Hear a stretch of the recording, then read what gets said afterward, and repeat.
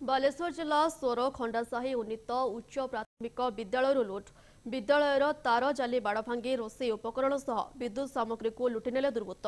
सूचना अनुसार आज सकाळे विद्यालयर सहकारी शिक्षक कमलाकांत संखुआ गेट ताला खोली विद्यालय भितरकू जिबा परे विद्यालयर रोषेई घर कबाड़ भंगाजिबा सहित रोषेई सामग्री चोरी होइथिबा जानिबाकू पाइथिले।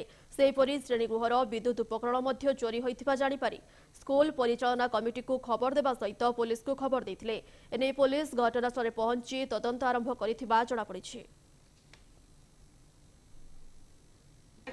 सबू तार एमुंड सेमुंड पर्यटन कटा है रोषे घर कबाट को ताड़ी देते रोषे सरंजाम किसी नहीं देते मसला गुड़ाक जो थेला डबा फबा सब खोली देखिए पकई देते कौन मिसई कौन कर जाने ना पिला सब अंधार बसते समय जो प्रवेश कली से देखिली तार झुली मुझे बोधे माकड़ झुली मैंने छिड़ी दी तार मुझे ध्यान देले जो भर प्रवेश कली तो देखिली पाइप गुड़ा सब कटाई तार सब कटाई सब पाइप सब बाहर सब पड़ी।